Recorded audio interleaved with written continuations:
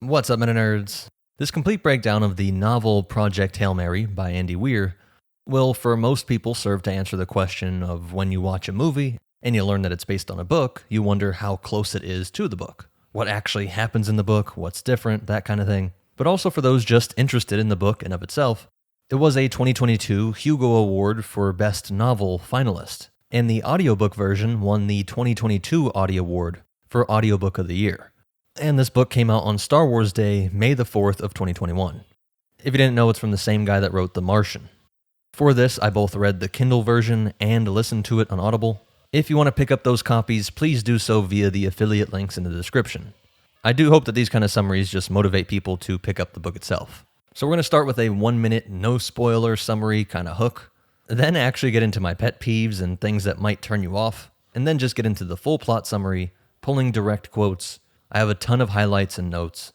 So this is hard science. There's no space magic, woo-woo, no inventing some new laws of physics. And really at its core, it's more like a mystery novel. It has these aha moments coming via applying real physics to the problem. The main threat here is something that seems to be killing our sun. It's a race against time. We need to invent all sorts of new tech, these mega projects, and explore space to find a solution. With a major aspect of this story being memory loss related to how our narrator ends up on this mission in the first place. So we have flashbacks that fill in gaps, and in both the past and present, like I said, it is a mystery novel because there will be some problem and the characters have to scramble to use their materials in unique ways that trigger this sort of, damn, that's clever, what a cool use of their understanding of physics or biology. I really think I should just leave it there.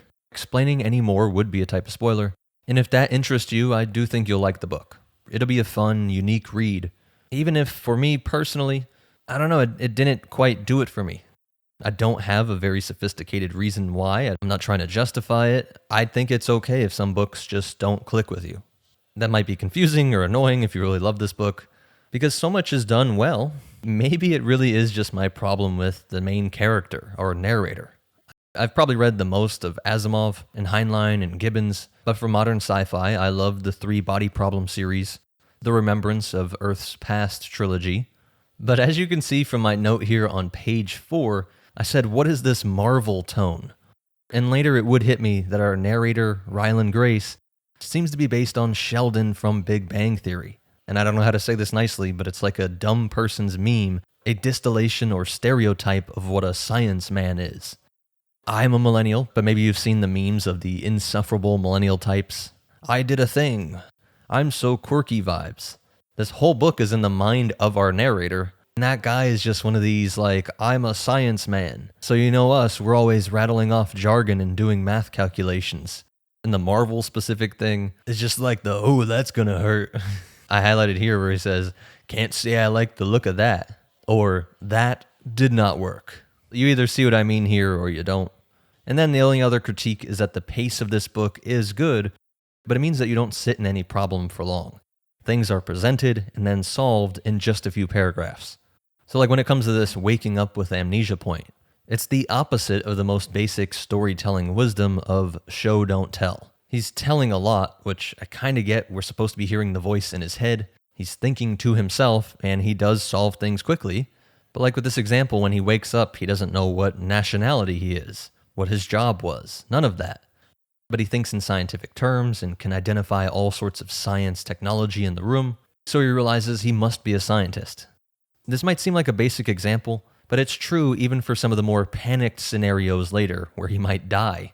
They're able to think up solutions in just a few paragraphs. It means this is a faster-paced, easier, or fun read, but it's only really lightly playing with that mystery novel element that I was saying. We're solving a ton of small problems, usually within the chapter, bits by bits that lead up to the main solution, but there's no suspense of this playing out over multiple chapters or to the end of the book. That being said, I just feel like I should share my critiques, but I don't actually think critiques are all that important. You like what you like, and the premise and how things play out are very unique. It is an interesting story, as long as you can push the cringe of being in the mind of Sheldon the whole time. But let's get into the actual plot. A man wakes up in a pod in some high-tech room, struggles to speak or open his eyes, tons of tubes are sticking into him, robot arms run basic tests for mental function, asking him things like what's 2 plus 2, "What's your name?" And he cannot answer. He doesn't know his name. He remembers nothing about himself, and when the robo-arms refuse to take out his tubes, he flops out of bed. The butt tube actually comes out easy, but the catheter ripping out of his front end is insanely painful. As he lies on the floor, a thin red line of blood flows out from you-know-where, and this triggers a flashback. He was reading an email with the subject "thin red line" from a Russian scientist named Dr. Irina Petrova. Quote, "You will see on the model that the line is a lopsided arc that rises straight up from the sun's north pole for 37 million kilometers. From there, it angles sharply down and away from the sun toward Venus. After the arc's apex, the cloud widens like a funnel. At Venus, the arc's cross-section is as wide as the planet itself. This will prove to be the threat to the entire human species, actually our entire region of the galaxy." But he snaps out of it, back into the present, and explores the room, seeing two other pods that have dead bodies, which seem to have been dead for a very long time. He tries to climb up a ladder out of the room, but falls, and how he falls just feels a bit off.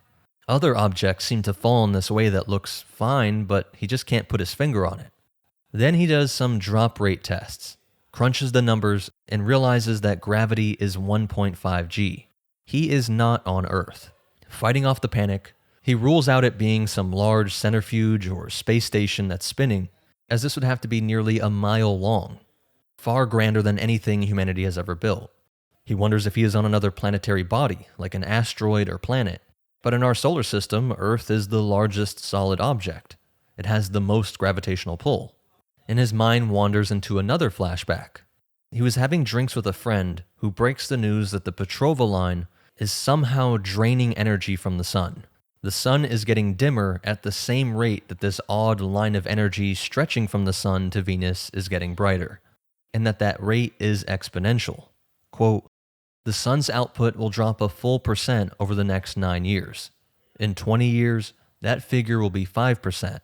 So this would mean mass starvation events in this rapidly coming ice age." As he snaps back, he infers that this lab must be related to this problem, and works with the robot arms to learn some basics, like how to get his food and where's the toilets. Flashback again to a year after the announcement of the Petrova line, and he is alone in his apartment watching the live feed of the ArcLight mission probe, which was going to sample the line itself. With the reporter speaking with scientists, and now they were coming up on the main event. The samples were secured, and with 10,000 times magnification, the microscope image was showing black dots wriggling around like microbes, eliciting an F-bomb from the lead scientist live on globally broadcast TV. The other scientists are all reporting in that nothing else can explain the movement, not dust or static charges or magnetic forces. All the world can do is wait for the 3 months it will take these samples to return to Earth. Snapping back to the present, the computer is giving alerts that he doesn't understand, and he can't leave this room because he can't provide the robo-arms with his own name. He does admit that these are pretty good rules. If he can't remember his own name, maybe he shouldn't be allowed to roam around. As he thinks about the glimpses from his apartment, he puts it together that he must have been a school teacher. He was not married and had no kids of his own, but he was excited to tell the kids about this potential alien life in the Petrova line. Flashback again, and we see that he loves his job as a middle school teacher, and the kids thoroughly enjoy how fun he makes learning science, with a glimpse of some physics lesson coming to an end. The bell rings, and we learn that his name is Rylan Grace. We learn this when Eva Stratt introduces herself, saying she was part of the Petrova task force. Here we do see a funny sci-fi trope that I always laugh at when the writer is likely an anti-authoritarian, full democracy type of person. But there really is a kind of dictator kink with these types I see a lot. That hate when they see it in the real world or in history, but it's often glorified in fiction. Because, love it or hate it, how else would this work? If there was a single threat to our entire species, it would be a very small minority of people calling the shots. Effectively a dictatorship that's getting things done as quickly and efficiently as possible. And that's effectively what we get here, that the UN had a secret vote and gave Ms. Stratt complete authority to organize a team of minds to solve this problem. It was hinted at before with the Venus probe, which required the coordination between the US, Russia, and China, and many other supposed enemies that were all able to get on the same page. and all vowed to meet whatever demands the task force made. Essentially, Strat is the dictator. Anything she says goes. And she is here talking to a middle school teacher because he once was a respected university-level researcher in molecular biology. But he was disgraced after his paper, an analysis of water-based assumptions and recalibration of expectations for evolutionary models. Quote, "She flipped through a few pages. You spent years combating the assumptions that life requires liquid water. You have an entire section here called 'The Goldilocks Zone is for Idiots.' You call out dozens of eminent scientists by name and berate them for believing a temperature range is a requirement. When she pushes that just about all scientists think that water is a requirement for life, he says, quote, 'There's nothing magical about hydrogen and oxygen. They're required for Earth life, sure. But another planet could have completely different conditions. All life needs is a chemical reaction that results in copies of the original catalyst. And you don't need water for that.' Strat says he will be given samples of these seeming space-dwelling microbes to study. And when he refuses, the next day he is kidnapped and thrown into a lab. After about 3,000 degrees Celsius, hydrogen and oxygen atoms can't stay bound to each other. And the surface of the sun was 5,500 degrees Celsius, so if the organisms lived on the sun, they can't be water-based life forms. And for all the aw-shuckness of Grace, and his want for an easy life teaching children, Strat tells us, quote, 'The field of speculative extraterrestrial biology is small. Only 500 or so people in the world, and everyone I talk to, from Oxford professors to Tokyo University researchers, seems to agree that you could have led it if you hadn't suddenly left.' Snapping back to the present, now he knows his name, and he can move through the doors now. He learns that he is on a spaceship called the Hail Mary, and there is an image of a star, but he doesn't know which star it is yet. As he sets up an experiment to figure out what star it is, he slips back into his memory of his first experiments with these mysterious black dots.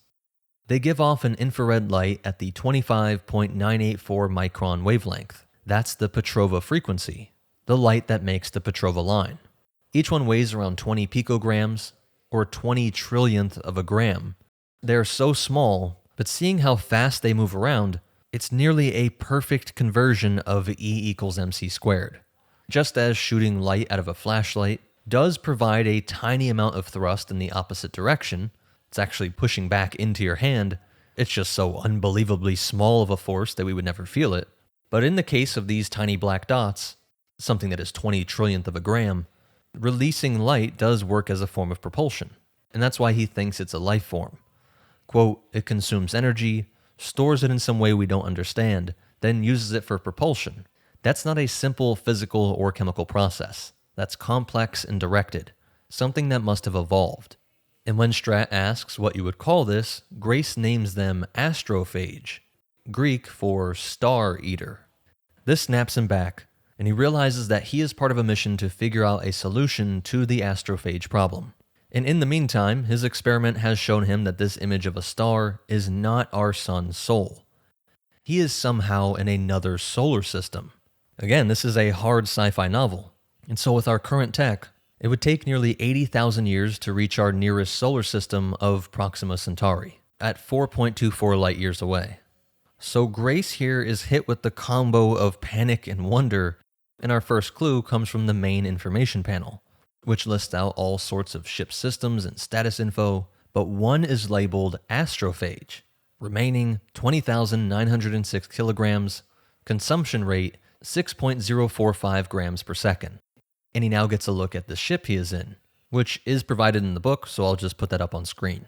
The only thing he can reason is that somehow astrophage is the fuel, and with that absurd energy storage capability, and the fact that it releases light to navigate space, this must be the fuel that is inside what is labeled the spin drive. But there is also what appears like a protective shell encasing the ship, and this is full of astrophage too. There are sensors every few meters that all read 96.415 degrees Celsius, or 205.5 degrees Fahrenheit. Seeing this number triggers another memory. Back on his Earth lab, he discovered that no matter what he did, from ice water to blast furnace, he could not make astrophage any colder or hotter. It absorbs or releases energy to stay at the exact same temperature no matter what. Then he tried bombarding a sample with gamma rays, but they just bounce off, which seems impossible. But then he tries something simpler. He's just going to poke this alien life with a glorified stick, a nanosyringe 50 nanometers wide, about 1/2000th the width of a single black dot. Quote, "The instant I poked a hole in it, the whole cell became translucent. No longer a featureless black dot, but a cell with organelles and everything else a microbiologist like me wants to see. Just like that. It was like flicking a switch, and then it died. The ruptured cell wall simply gave up the ghost and completely unraveled. The astrophage went from being a cohesive, roundish object to a slowly widening puddle with no other boundary. I grabbed a normal needle from the nearby shelf and sucked up the goop. When he put the goop into another machine for analysis, he found that the innards had a ratio of hydrogen to oxygen of 2:1. Even this alien life that lived on the sun ends up being made of water, just like all his colleagues had always said. His radical theory was wrong, it seemed. Somehow, because of this 96.415 degrees Celsius constant regulation, even on the surface of the sun, it was full of water. And snapping back into the present, he is exploring the ship more, and gives his dead fellow astronauts a space burial. Olesya Lyonka of Russia and Yao Liji of China would be sent off into the stars. But now Grace feels more alone than ever. Now, one of the strangest parts of the book to me was when this whole section of how Grace was the only one to work with the samples for a time, just to make sure that he wasn't infected by the alien life. And this is a top secret research team that then just lets Grace go back to his middle school job. He is stunned to hear one of his students hear the word astrophage. And, quote, "Where did you hear that word?" "That's what they're calling it now," said Harrison. "The president called it that in a speech last night. I'd been so isolated in that lab, I didn't even know the president had given a speech. And holy cow, I invented that word for Strat the day before. In that time, it got from her to the president to the media." The author seems to explain this by having him dumped by the program, essentially since his theory was wrong, and he did not get infected. Now the rest of the samples will go off to labs all over the world. But I just found this kind of odd. How he wouldn't be on an even longer quarantine time, or just kept on retainer, even if just kept isolated to not reveal things. What if he started causing a panic, or wanted to use this for personal fame? It just seems like the last thing you would do is let him go back to his middle school job. But motivated by looking into the eyes of these kids who he realizes will suffer through that coming ice age, he hounds Strat and demands that he at least get some astrophage. And she relents, giving him 3. He snaps back to the present in the Hail Mary, and now we meet the Beatles. 4 small spaceships packed into the nose of the main ship named John, Paul, George, and Ringo. They are probes with 5 terabytes of info in each, and he realizes that by doing some rough math on the fuel used by the Hail Mary and how much was left, it took him years to get here, but this must be a one-way trip. The probes are there to send back the information that the team learned. And it all hits him. He will die alone in space. Later, memories come back of the research phase, and breakthroughs made by another lab showed, quote, "The inside of an astrophage wasn't much different from the inside of any single-celled organism you'd find on Earth. It used ATP, RNA transcription, and a whole host of other extremely familiar things. Some researchers speculated that it originated on Earth. Others postulated that this specific set of molecules was the only way for life to occur, and astrophage evolved it independently. And a smaller, vocal faction suggested life might not have evolved on Earth at all, and that astrophage and terrestrial life have a common ancestor." Grace tried to figure out why the line goes to Venus, that it must be some sort of spectroscopy-like sensing to find CO2. And when he tries to test this, we do get a pretty funny scene where he sets up a light box with carbon dioxide's spectral signature, and the astrophage disappear. They were drawn to it at near the speed of light, and hours later, and with the use of jerry-rigged infrared goggles to see the heat, he was able to pinpoint the exact piece of the plastic light filter that they landed on. But then as he counts them up, he sees there are 4 astrophage. Somehow he had caused them to reproduce. Running some more experiments, He sees 2 of them don't care about going to the CO2 source, and so those must be the newborn and the parent, the 2 that need energy, so they're going back to a heat source. So our sun is coated in a microscopic organism that simply absorbs energy coming out of stars and then goes to the nearest CO2 source to breed, and then migrates back again. At the end of the day, it isn't that alien. It uses carbon and oxygen to make complex proteins for DNA. It has mitochondria, and although for convenience we use words that imply intentionality, like it needs or it looks for, it is just a series of chemical reactions. The spectral signature of carbon dioxide triggers astrophage to emit energy that brings it to this resource. Just like all life does, from amoebas to birds, that travel around to meet their needs in different environments. Quote, it's simple really. Get energy, get resources, and make copies. It's the same thing all life on Earth does. With this breakthrough, Rylan is back in good graces with Strat. And to stress how much of a secret society dictator combo we have here, we are moved from US military craft like fighter jets and helicopters to a Chinese aircraft carrier to meet up with other global leadership. We learn that Chinese spies had already heard of Grace's breakthrough and confirmed its results. So now the discussion is if they can create a breeder, and if they can create what they dub enriched astrophage, little black dots containing as much energy as possible. Grace explains that in just a year, the 150 astrophage that they have can become 173,000 kilograms. And to enrich them, you just don't expose them to CO2. So they absorb as much energy as possible in preparation for a migration that never happens. When the leaders say that they need 2 million kilos, and hear that it is very doable with the astrophage doubling rate, they say that Project Hail Mary has a chance.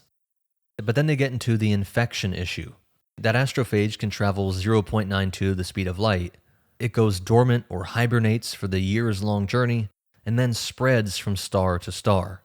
It seems like they cannot last longer than 8 light years, because stars greater than 8 light years away from any others are not infected. But all that are within this range are affected. Though it also seems that they only get around 10% dimmer max. But the problem for us is that that is dim enough to cause mass extinction events on Earth.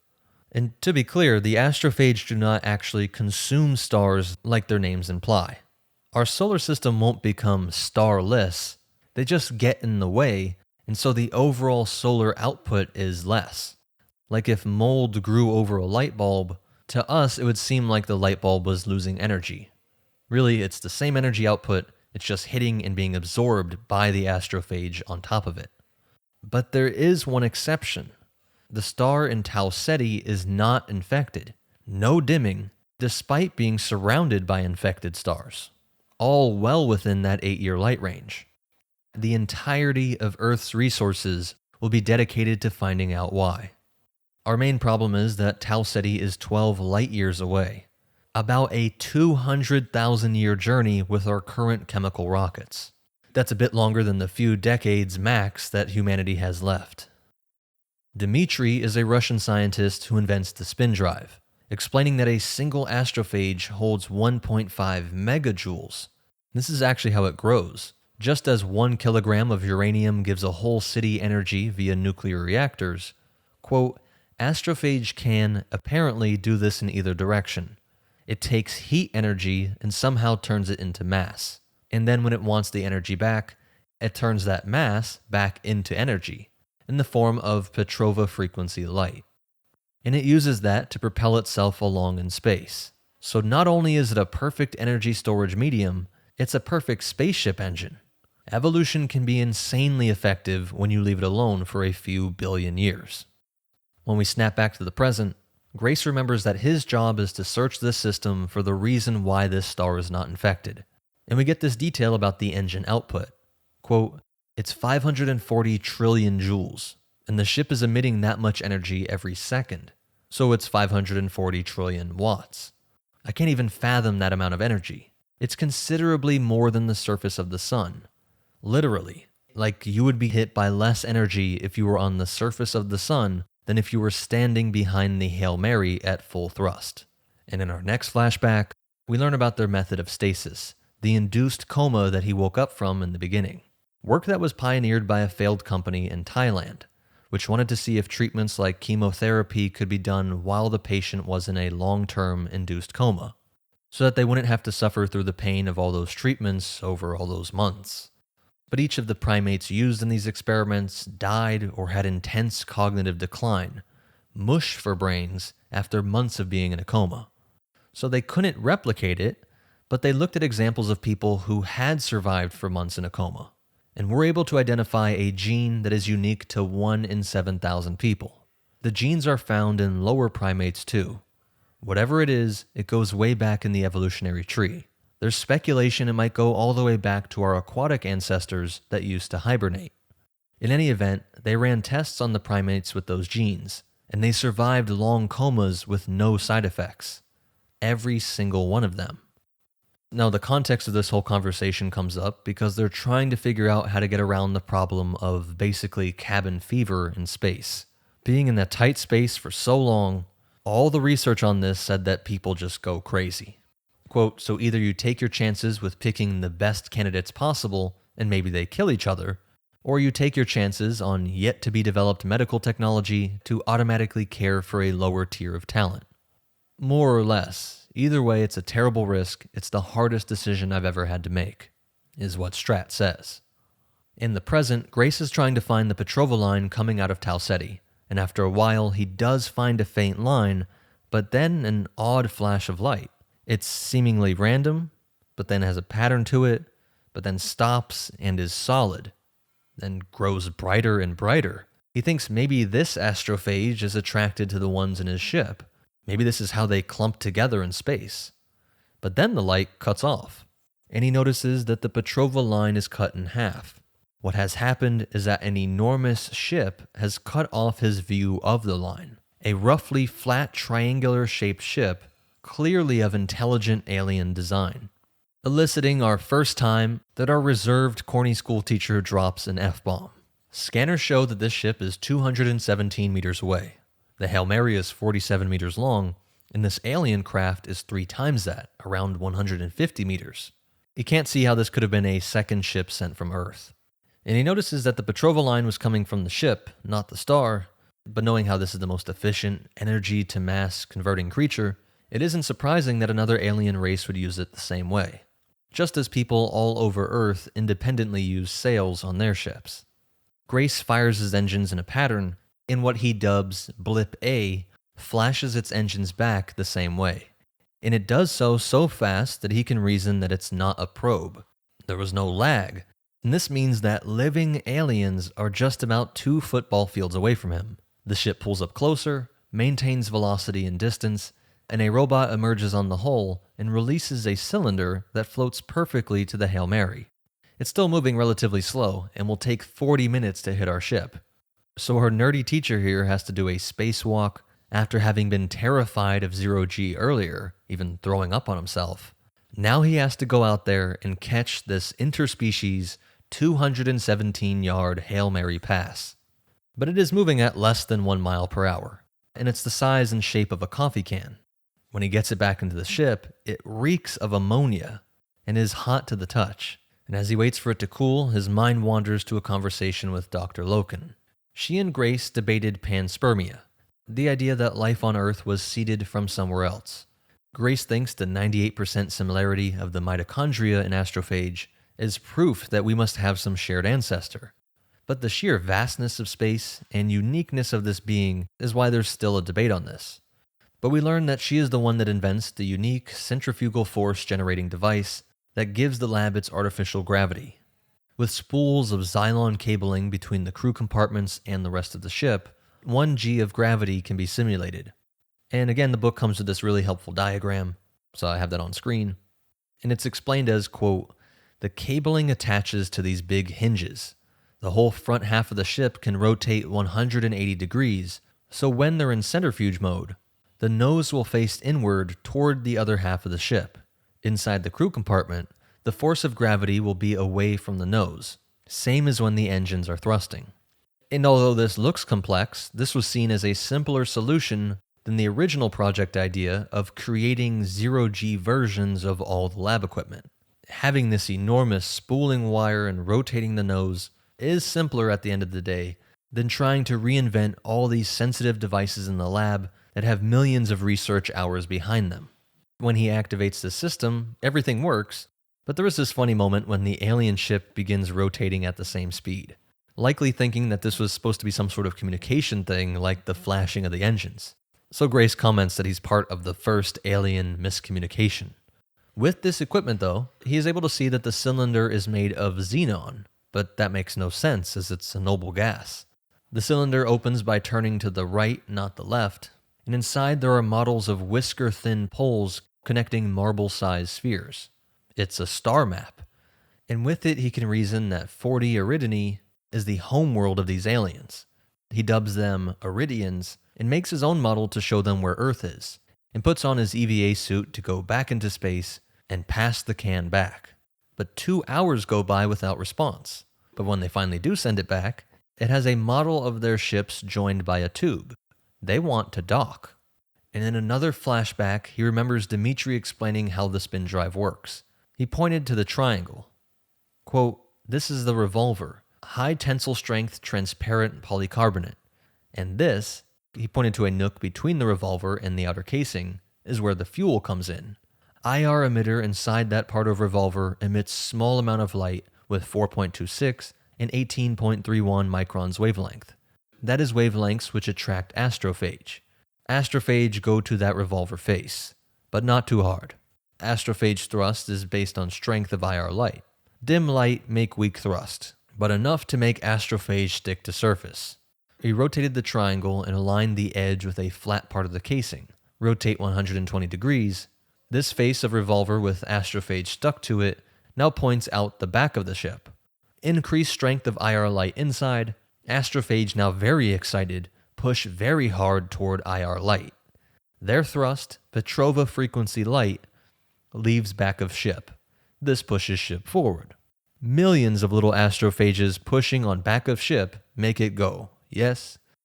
Each of these spin drives are very small, but there are 1,009 of them on the ship, going for redundancy instead of just one big engine. Snapping back, he sees the alien craft approaching with its new tube sticking out of it, and a robot that is next to it. The tube is about 20 feet long, and it must use some sort of adhesive, which is simple but more effective than trying to fit aliens' ships together via shared mechanisms, or even worrying about magnetic locks, because the Hail Mary is aluminum. And the alien ship is made of some strange, blotchy-like metal. In the middle of the tube, there is an airlock-like device, and then it happens. Knock, knock, knock. He looks through a clear panel in the wall and sees a claw-like hand and something like a rocky turtle shell. And then it holds up a model of Grace and the Hail Mary, moving the little figure back to the ship, and he takes this to mean that he should return to his ship. After a while, he checks back to see that the wall is down, and the whole robot is looking at one of the lights Grace left in the tunnel. It's the only source of light, and he leaves the robot to do work before he hears another knock. Looking through his airlock window, he sees a rock spider, who he dubs Rocky. Quote, "Rocky is smaller than a human. He's about the size of a Labrador. He has 5 legs radiating out from a central carapace-looking thing. The carapace, which is roughly a pentagon, is 18 inches across and half as thick. I don't see eyes or a face anywhere. Each leg has a joint in the middle, I'll call it an elbow, and each leg, or should I say an arm, ends in a hand. So he's got 5 hands. Each hand has those triangular fingers that I got a good look at last time, and looks like all 5 hands are the same. I don't see any front or back to him. He appears to be pentagonally symmetrical. He wears clothing. His legs are bare, showing a rock-like skin, but there's cloth on the carapace, sort of a shirt with 5 armholes. I don't know what the shirt is made of, but it looks thicker than typical human clothing. It's a dull greenish-brown and inconsistently shaded. They do a bit of monkey see, monkey do, mimicking each other's movements for a bit, but then Rocky signals to some stuff he brought in the tunnel, and he speaks in a melodical, whale-like way, shown in the book as musical notes. He sees that the alien brought 2 spheres, and inside are strings with beads on them. And the way that they are organized, Grace recognizes as an O2 molecule, and the other is ammonia, the atmospheres of their ship. and there are 29 ammonias, so 29 atmospheres of pressure. Eventually, Grace says he needs to sleep or at least take a nap, and tries to show Rocky a clock, but he acts erratic, running back into his ship, which is pitch black inside, and comes out with what he realizes to be an alien clock. Quote, "With this simple act, Rocky showed me how Eridian numbers work, base 6, how Eridian numbers are written, how Eridians read information, left to right, how long an Eridian second is. They figure out how to convert their time units to each other's systems, and then sleep finally does overtake him. When he wakes up, Rocky had built a small airlock in the tube so that they can pass things back and forth. First up is a tape measure, and the alien thinks it's a great toy, but cannot seem to mimic where Grace is pointing on the centimeter line. He realizes this alien is blind. They see with sound vibrations. Quote, "Bats and dolphins use echolocation to see with sound. Maybe Eridians have that ability, but on steroids. Unlike bats and dolphins, Eridians have passive sonar. They use ambient sound waves to resolve their environment instead of making specific noises to track prey. So while he might not see things like we do, Rocky does have a 3D model of everything around him, likely the entire Hail Mary, as small vibrations and sounds are being generated from every nook and cranny of the ship. And Grace muses that these aliens never even saw the stars, but worked out space travel. They must have devices that can convert things to be seen by them, just like how humans cannot naturally see the infrared of the Petrova line, but our technology can. Now Grace wants to learn Eridanese. Using a waveform analyzer and putting it through a Fourier transform, it shows all the chords that go into any sound. Just by starting with numbers, and then working their way around the ship, naming things, he creates a list of sounds that equal all sorts of words. And when getting to astrophage, Rocky seems shook. And Rocky says something that the computer translates to astrophage on me star. Bad, bad, bad. Then we get to two aspects that make Rocky's situation so tragic. Grace learns that Eridians watch each other sleep. Rocky watches him sleep, and seems giddy when Grace says that he will watch him sleep. But he doesn't get why he would want a human to watch him. Maybe just for scientific curiosity? But Rocky explains that he is the only one on his ship, a ship that is 3 times the size of the Hail Mary. It just seems so unlikely that this massive craft was intended to carry one little Labrador-sized engineer. And he explains in a long sentence, which at first seems incoherent, but it's just that it was at a lower pitch. He's sad. And so adjusting the software down an octave, it reads, quote, "Original crew was 23, now is only me." Both were the sole survivors alone in space, and Rocky is very happy to have someone watch him sleep. Grace's memory wanders to a meeting with the inventor of the black panel. It's just a 1 square meter piece of metal, anodized until black, with a 1 centimeter gap between a layer of glass, and a good insulator on the edges. Nothing fancy, brick or foam works, and you just leave it in the sun. No power grid needed. Just with sunlight, it will get up to and stay around 100 degrees Celsius, hot enough to breed astrophage. But this only makes a microgram per day, far from the 1,000 a day output they need to breed all the astrophage for fuel for this mission. And our inventor here, Dr. Riddell, simply says that it's just a matter of how many you make.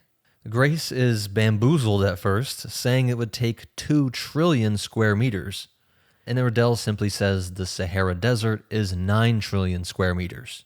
This idea only works because it is so cheap and easy to make each panel, even to make trillions of them, with Strat's godlike power to make demands over governments. They pull it off by having China and all other industrial powers pump these out non-stop at absurd rates. Global manufacturing turns to paving over a quarter of the Sahara Desert.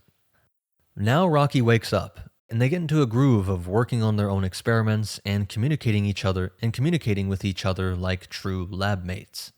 And Grace asks why the Eridians are here, and it is for the same reason. They too notice that only Tau Ceti seem immune to astrophage.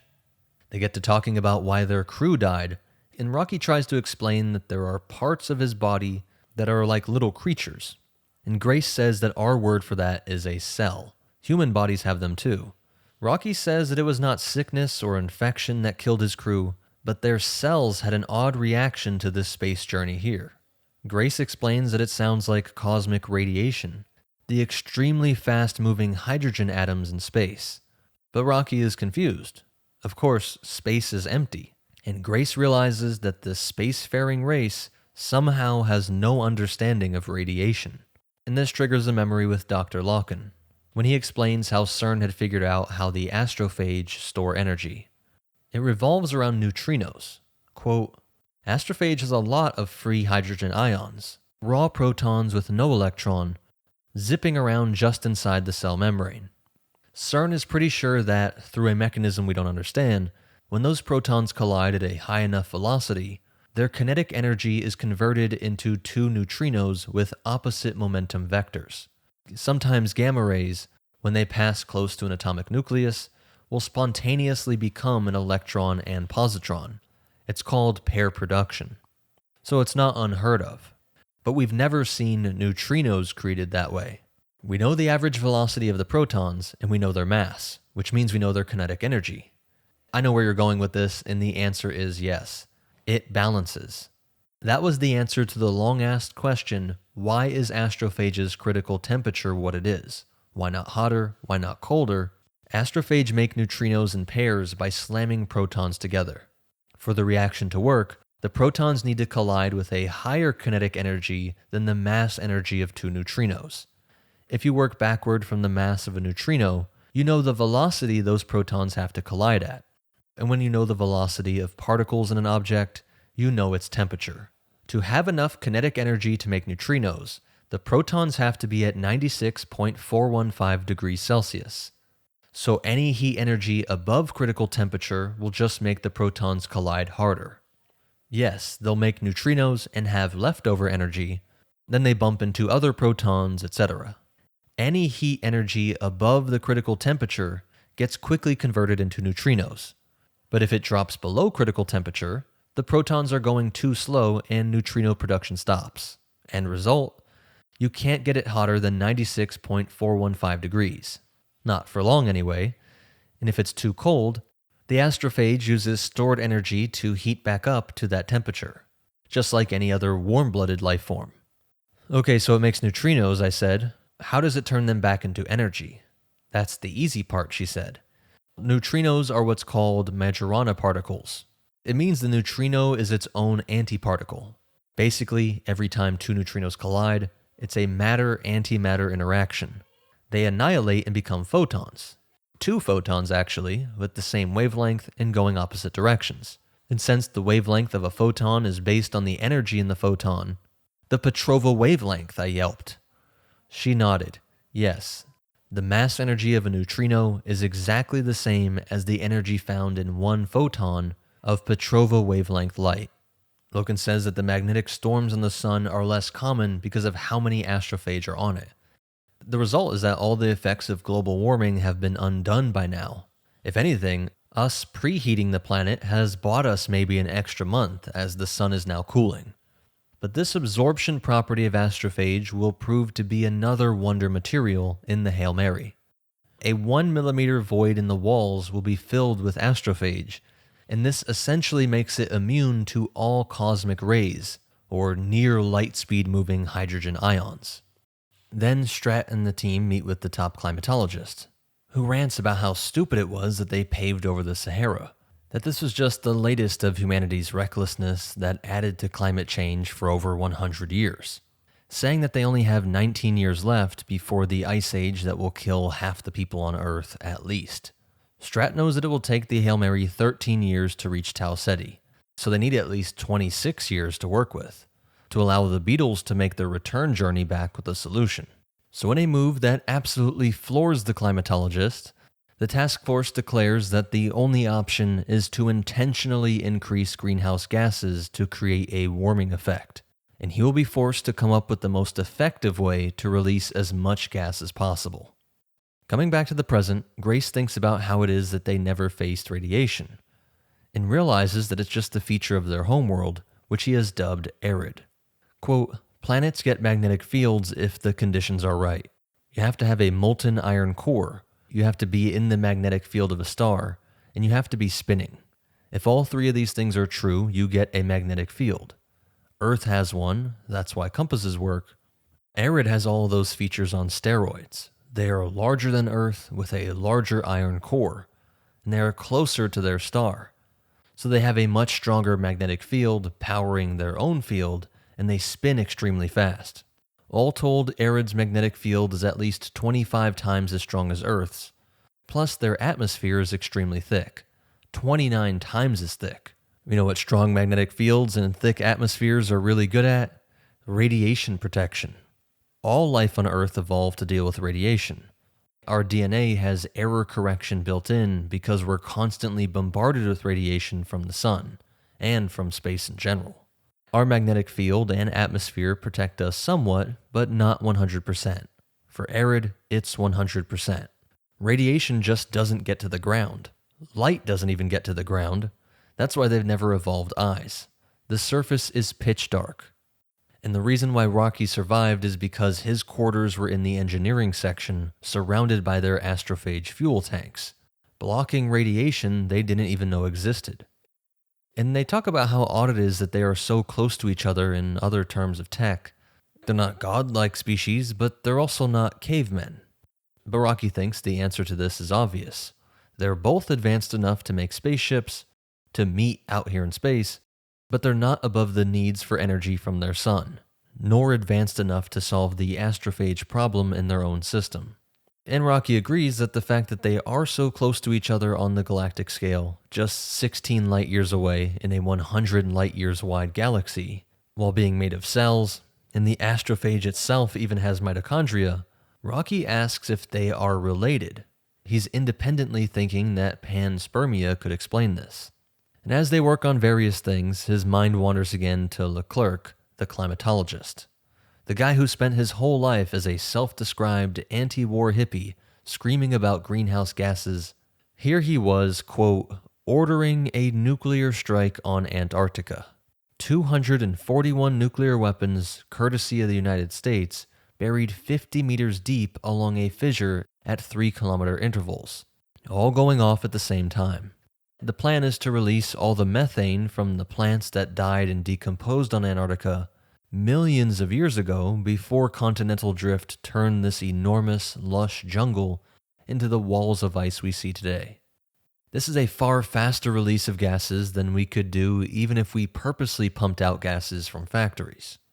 But back to the present, we get a lore dump on the Eridian biology. So some heavy quotes incoming, but it's not even all of it. But quote, they pull oxygen off minerals to get metals. Eridians are, in effect, biological smelters. Humans have hair, fingernails, tooth enamel, and other dead stuff on our bodies that serve critical purposes. Eridians take that concept to the ultimate extreme. Rocky's carapace is made out of oxidized minerals. His bones are honeycombed metallic alloys. His blood is mostly liquid mercury. Even his nerves are inorganic silicates transmitting light-based impulses. All told, Rocky only has a few kilograms of biological material. Single-celled organisms travel through the bloodstream, building up or repairing the body as needed, and they also manage digestion and service the brain, which sits safely in the center of his carapace. If bees evolved to make hives that could walk, and the queen was as intelligent as a human, that life form would be similar to an Eridian, except the Eridian's bees are single-celled organisms. Eridian's muscles are inorganic. They're made of porous, sponge-like material sealed in flexible sacs, and the majority of the body's water is tied up in those sacs. And the atmospheric pressure is so high, the 210 degrees Celsius water is still a liquid.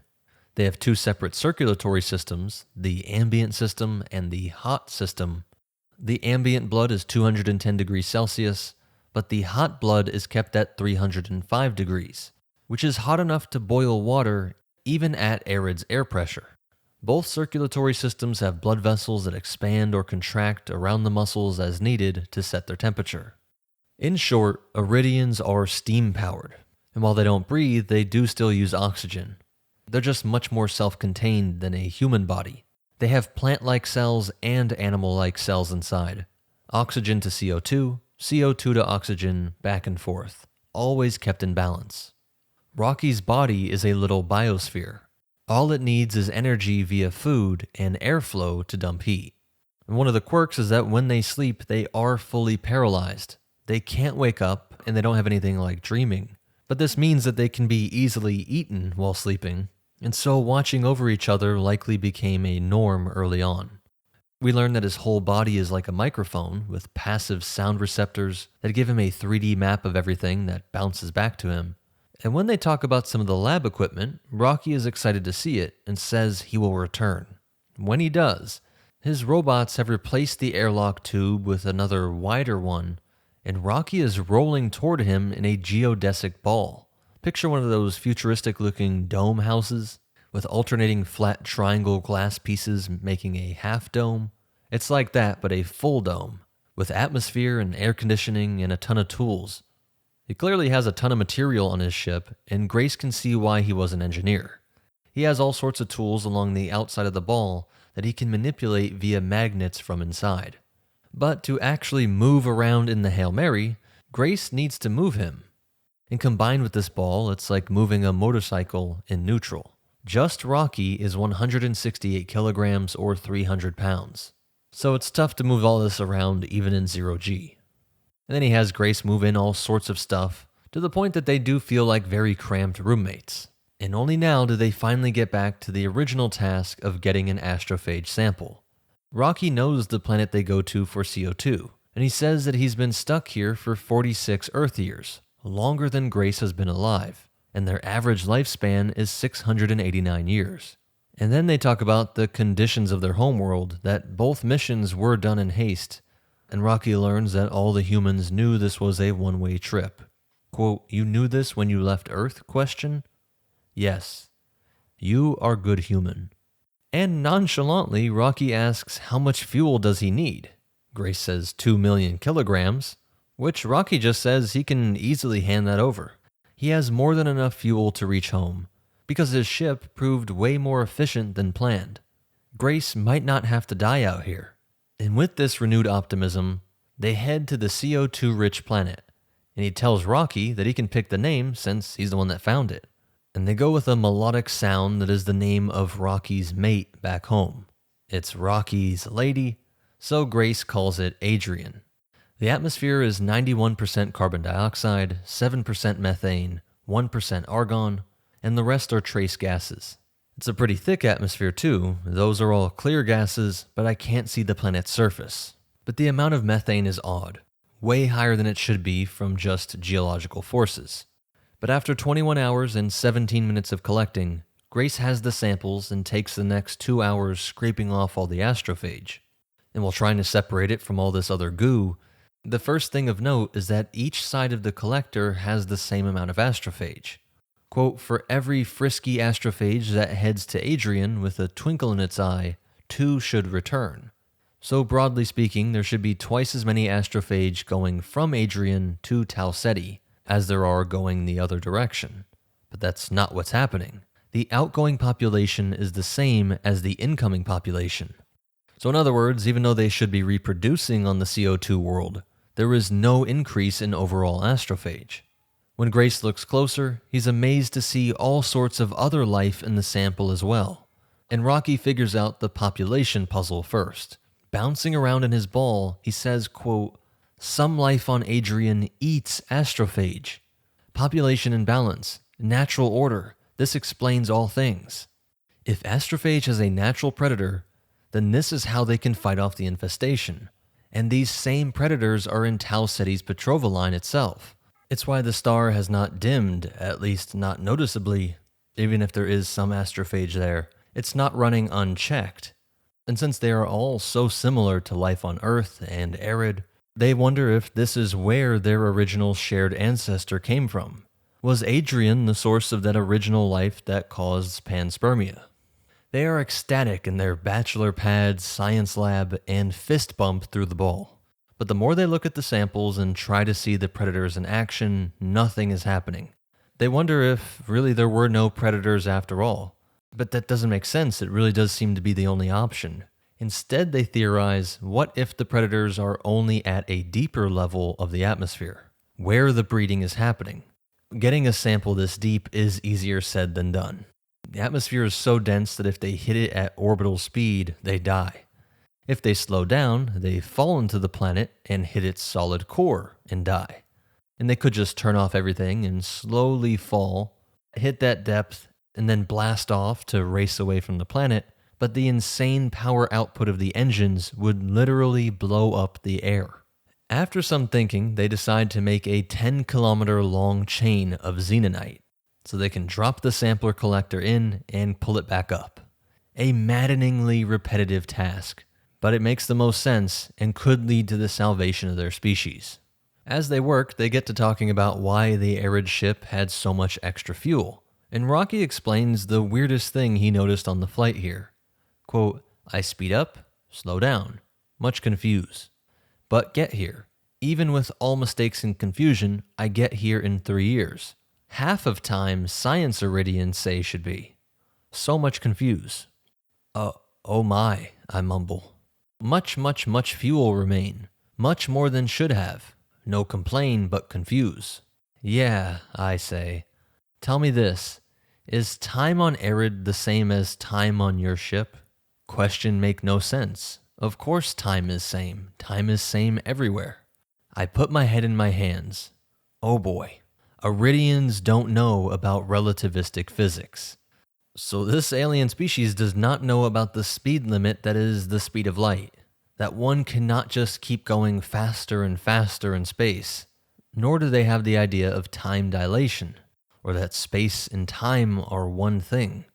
And as he prepares to tell his alien friend about one of the most mind-bending aspects of modern human physics, he remembers a conversation with the inventor of the Beetle probes.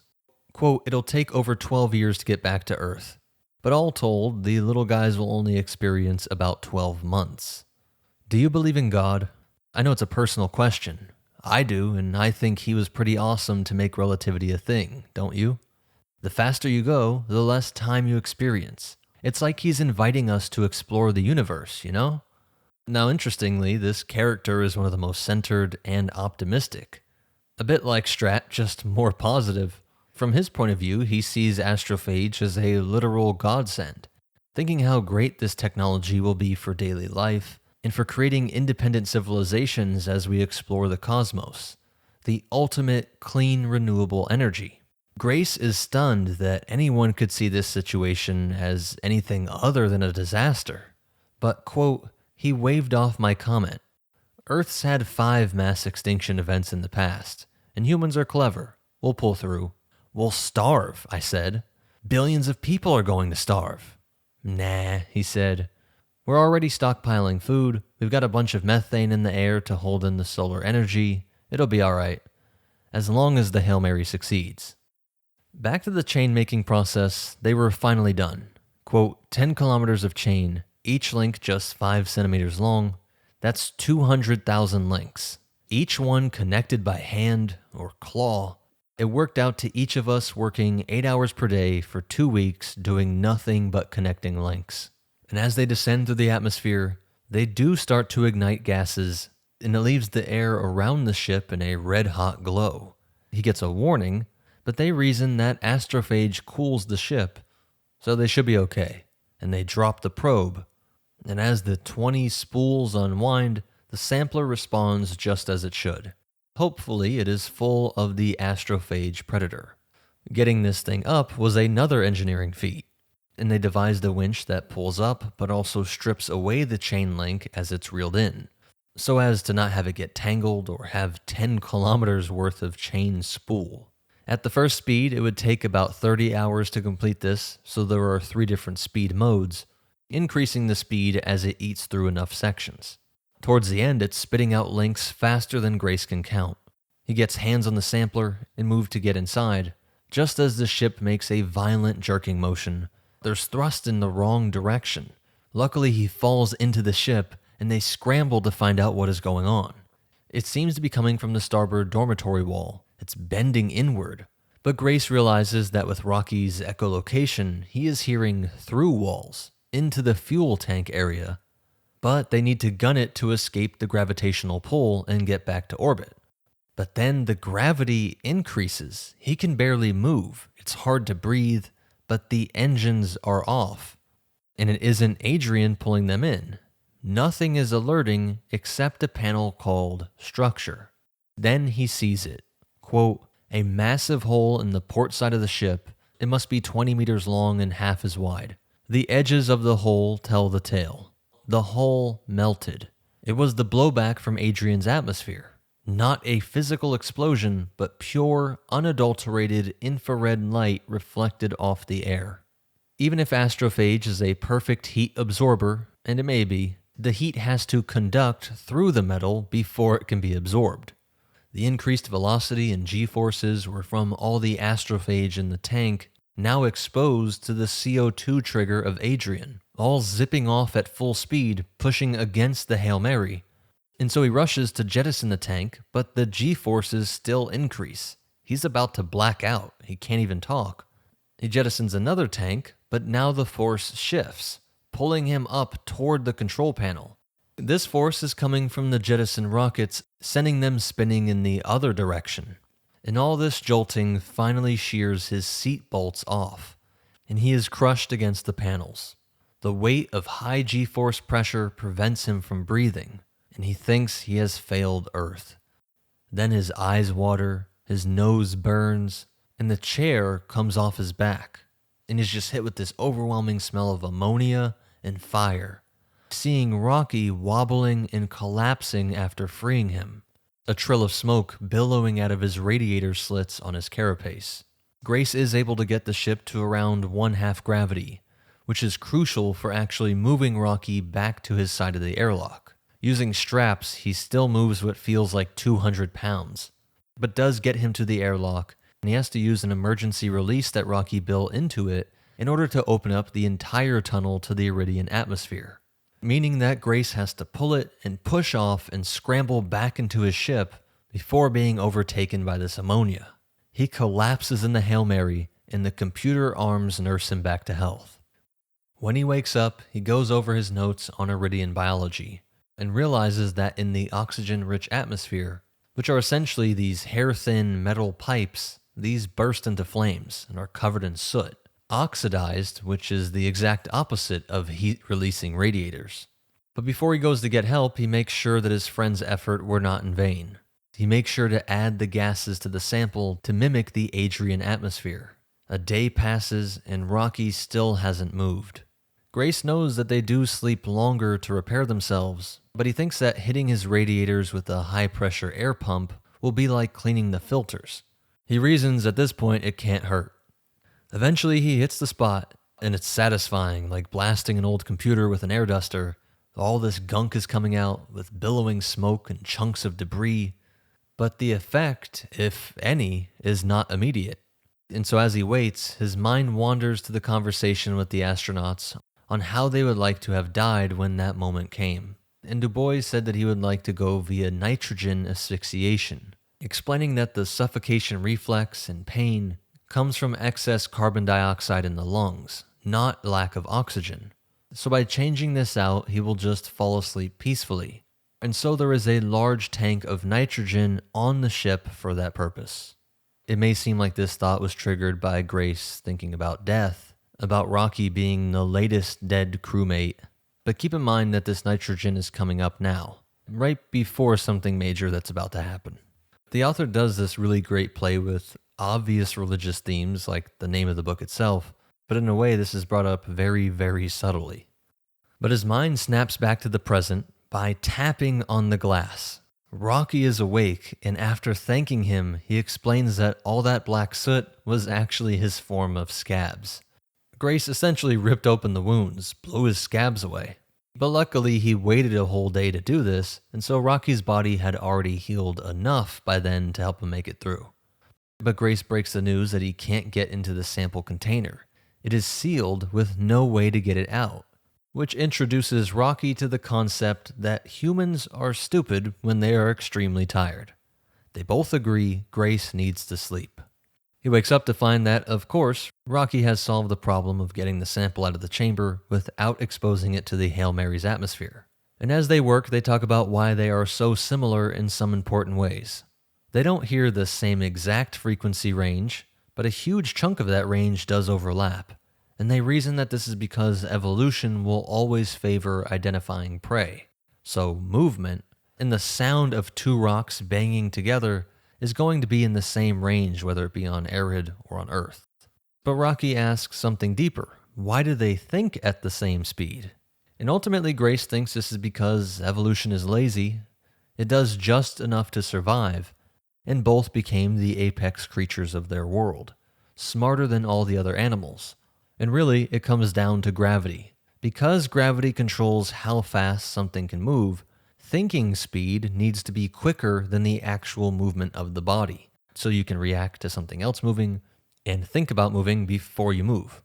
And so while Erid does have twice the gravity of Earth, that difference might be negligible at a galactic scale. If they met a species from somewhere with 1% of Earth's gravity, that creature would likely seem pretty stupid.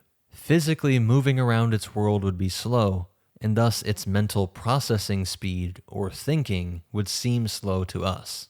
But the conversation turns to something even more abstract, that evolution hates death, and they both say that many of their kind would not give up their lives to save others.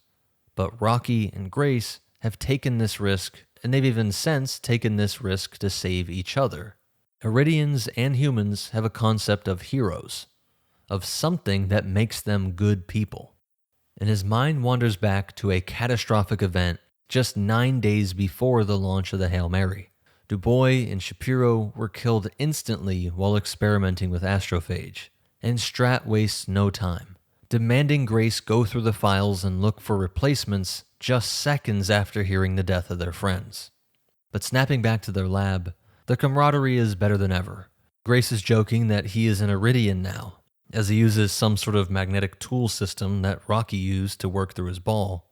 And it isn't long before they see in the microscope an amoeba-like thing that sticks to astrophage and completely surrounds it, and the astrophage loses its pitch-black facade and becomes like a normal, transparent cell as it's consumed into this predator.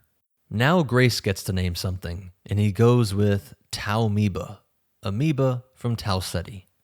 These could be the saviors of Earth and Erid.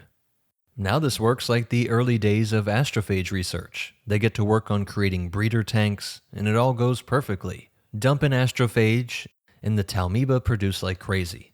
But they need to test how they would respond to Venus and 3World, Rocky's planet that acts like the CO2 breeding ground. This is very straightforward, and again, everything seems to be going well. They just have to sit back and wait a bit. And then the lights go out. After making heavy use of Rocky's echolocation ability to see through walls and in pitch black, they find connections to the generator and fuel lines, and unconnecting them spews out brown, organic, rotting-smelling liquid. The waste from feasting Taumoeba that got into the fuel lines via all the damage taken in Adrian's atmosphere.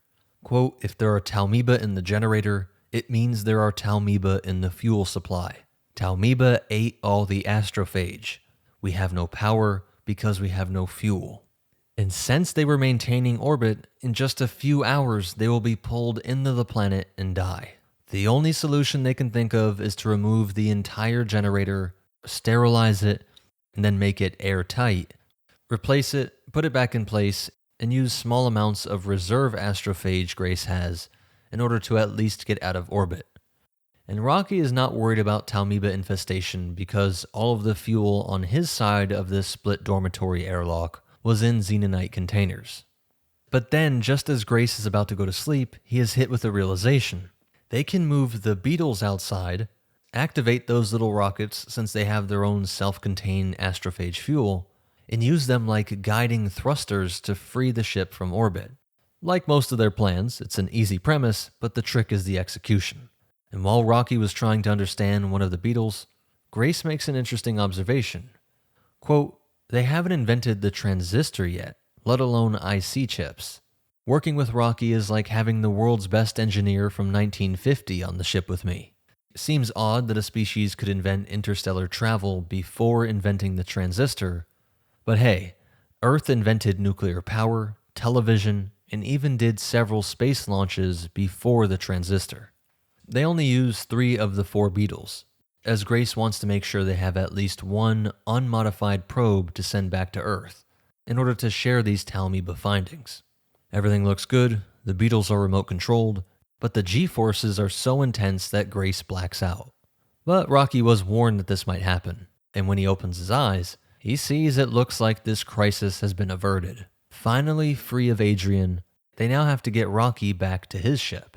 In the meantime, another flashback to when Strat was telling him that he was chosen to be the replacement member of the Hail Mary crew. Grace panics and refuses, but is told that he has 4 hours to give his final decision. The idea being that nobody has both the 1 in 7,000 genes to withstand long-term induced coma, this deep background in biology, and he has been at Strat's side from the start. Everyone else in the task force knew there must be some reason he was brought on for just about every meeting. It was because his blood samples showed him to be one of these rare coma-tolerant people, and he had already made the early breakthroughs with the first astrophage samples. He was by far the best backup candidate. Coming back to the present, on their journey back to Rocky's ship, Blip A, they check the experiments and are devastated. It doesn't seem like the Talmiba can survive in the atmosphere of Venus or 3 World. Trying to think, his mind again wanders back. He told Strat no. He would stay and try and help his students through the coming apocalypse. And Strat lets him have it. Quote, "You're a coward and you have always been. You abandoned a promising scientific career because people didn't like a paper you wrote. You retreated to the safety of children who worship you for being the cool teacher. You don't have a romantic partner in your life because that would mean you might suffer heartbreak. You avoid risk like the plague." She explains that he has no choice. He will be drugged and loaded into the ship, coma-induced, and while it's true Commander Yao said he did not want anybody on the mission who did not join voluntarily, they would just tell Yao that Grace wanted to be sedated, having so little astronaut training and all. And when Grace threatens that he would just sabotage the mission once he wakes up, Strat says that she was 99% sure that he would not do that, but just in case, she secured a drug that would cause retrograde amnesia.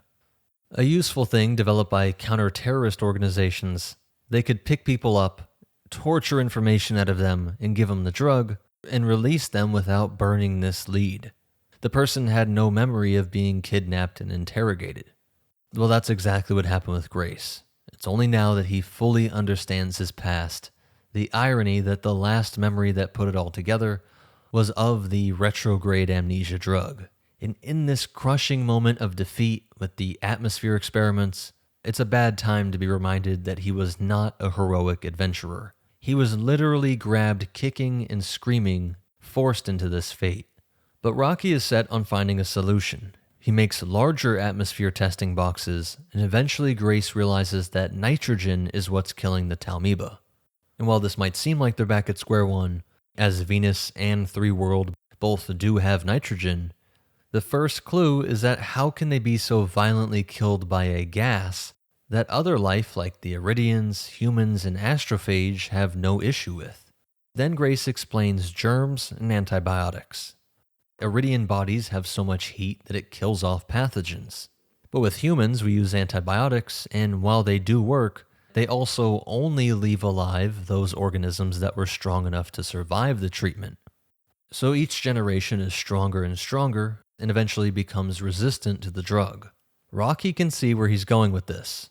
Quote, "Understand, make environment barely deadly, breed Talmiba that survive, make more deadly, breed survivors, repeat, repeat, repeat." Eventually they get to strain 35, which should be good enough to survive on Venus. And once they hit Talmiba 80, that should be good for 3 World. Rocky says that once that happens, he will give him the extra fuel he needs, and then they part ways. Evoking a bittersweet moment in the lab, Rocky asks if he can have one of the laptops, and with terabyte hard drives, he thinks the entirety of Wikipedia could be sent to Erid. And Grace wants both the liquid and solid forms of xenonite.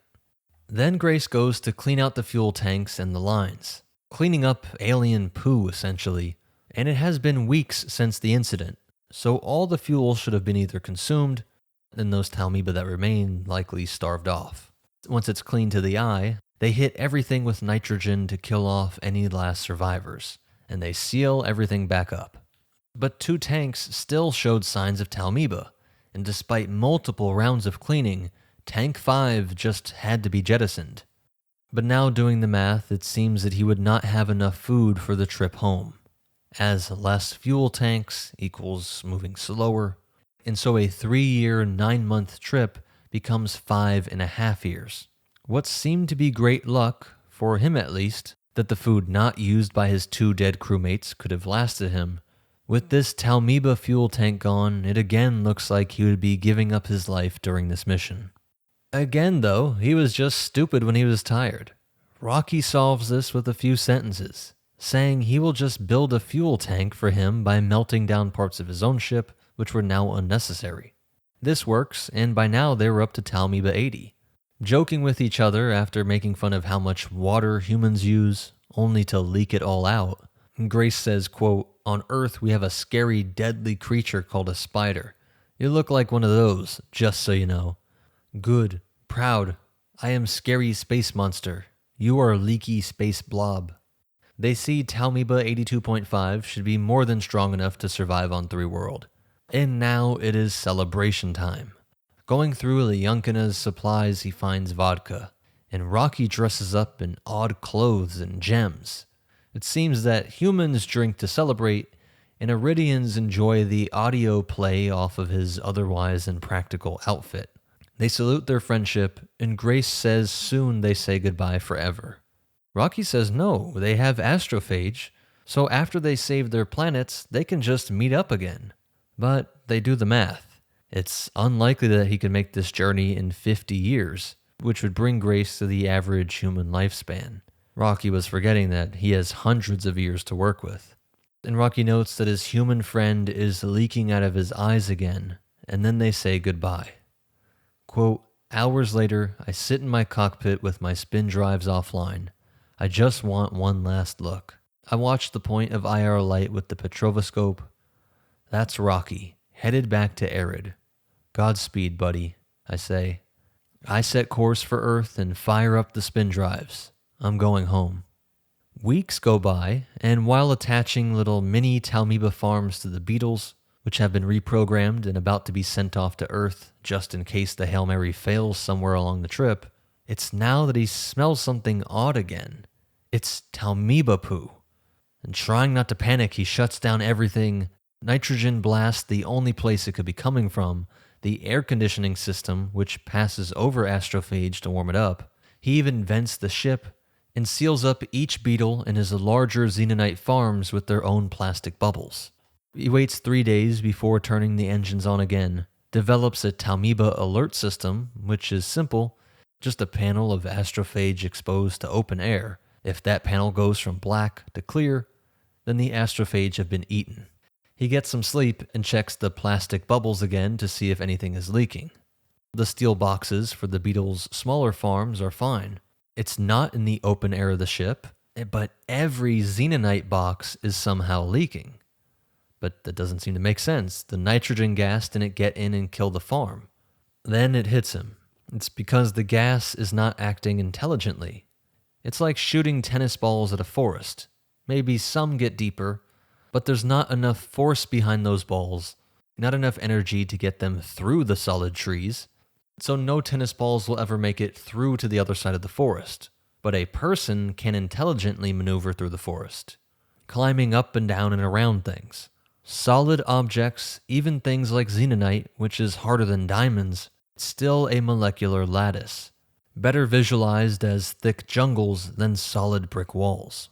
He realizes that his selecting for nitrogen surviving Talmiba also selected for strains that tried to hide from the gas by getting deep into the lattice of the xenonite case, moving so deep that they could survive. Though he finds that they cannot make it through plastic or glass, even a Ziploc bag might hold them back, even if these materials are nowhere near as dense. But they are just different. The analogy is useful, but of course the Talmiba are not as intelligent as a person navigating a jungle. They're just responding to their environment like all other life. And since they are to be sealed in simulated Venus atmospheres, this won't happen again. They won't be getting killed off. There's not all those rounds of increasing selection pressure that might eventually make them work their way through plastic one day. So now that he understands what happened, and that the Talmiba can be contained by simple earthly materials, he's filled with joy and relief as the mission was back on schedule. To be a long, boring, but safe and straightforward trip home. But then he is hit with an overwhelming surge of nausea.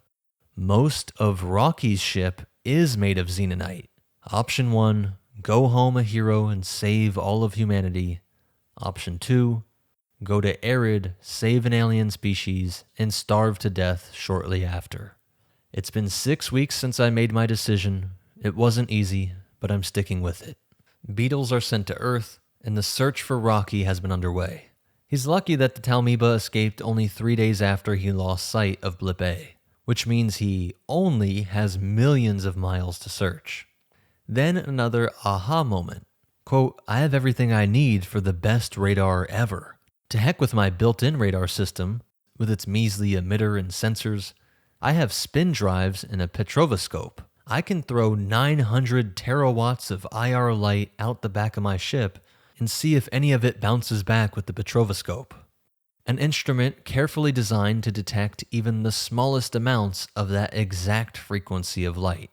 After doing a slow 360-degree spinning process and then changing the angle up 5 degrees for another circle, by the 55-degree plane, he gets a flash. But as he pulls up to Blip A, there is no indication that Rocky is alive. No flashing or lights or movement like when they first met. He wonders, quote, what if he died of radiation sickness? All that astrophage that was protecting him from radiation turned into methane and Talmiba. Eridians are very susceptible to radiation. It might have happened so fast he didn't have a chance to react. He tries to jump over to the alien craft via his EVA suit. Banging on the hull, Rocky finally comes through via his radio, and they quickly set up another tunnel. Grace explains that the Beatles will save Earth, and he will take Rocky back home to save his people. But he will die there, as these rock spiders regularly consume heavy metals that will kill humans. There is simply no food source on Erid for Grace. Rocky's mind is racing, and he realizes that maybe humans can eat Adrian food. The Talmiba themselves, as we all seem to have some sort of shared ancestor with the same proteins and sugars. Quote, I don't know, maybe I can. He points to his ship. I have 22 million kilograms of Talmiba in fuel bays. How much you want? Question. I widen my eyes. It's the first time I've felt genuine hope in a long time. Settled. He puts his claw against the divider. Fist my bump. We jump ahead in time, and Grace is explaining his life on Erid. Quote, I live in a big dome in the middle of one of their cities, though city isn't quite the right word. A better description might be a cluster. He explains that he hasn't been eating alien amoebas this whole time, but they cloned his tissues to make artificial meat, but it's thus human meat, which he calls me burgers. Which, as horrific as that sounds, he swears it is delicious after having only vitamin shakes for a decade. He thinks he is 53 now, and his bones degenerate faster in this high gravity. But without the relativity physics, we would say he was 71 years old. 71 Earth years have gone by since his birth. Like the Eridians are realizing, time-dilated travel is a funny thing. They put up some nice rocks in his habitat, but no other organic material can survive in here. They give him a 24-hour day-night cycle, and he has access to many meeting rooms. Just kind of like the divider space shared with Rocky in the Hail Mary. And that is exactly who he was walking over to meet. Quote, I just heard from the astronomy hive. They have news. I hold my breath. Sol? Is it Sol? Yes, he squeals. Your star has returned to full luminance. Yes, the data was analyzed by a thrum of astronomers. It checks out. I can't move. I can barely breathe. I start to tremble. It's over. We won. Simple as that. Sol, Earth's sun, has returned to its pre-astrophage brightness. There's only one possible way that happens. Astrophage is gone, or at least reduced in population so much that it doesn't matter. As they say goodbye, they wonder how many other intelligent life forms are out there. How many that could be shared relatives from this likely panspermia event that gave rise to things as diverse as leaking blobs, rock spiders, astrophage, and the amoebas that eat it. And his mind thinks of home. How did humanity fare in those 26 years? Did his students survive? Was there famine or world wars? He will never know. But he likes to think that the fact that they so quickly defeated the astrophage means that they got to work immediately sending Talmeba to Venus. And if they could do that, hopefully it points to a global community that was still working together. But he can't dwell on this long. He has work to do. Quote, all right, I play. Everyone settle down and get in your seats. They scamper to their assigned desks and sit quietly, ready for their lesson to begin. Who here can tell me the speed of light? 12 kids raise their claws. Hope you enjoyed this. If you made it this far, please hit that like button. It really seems to be the best way to help out channels these days, and I definitely can use your help. Comment your thoughts on this video or suggestions for other videos, but most important of all, remember, humanity will prevail.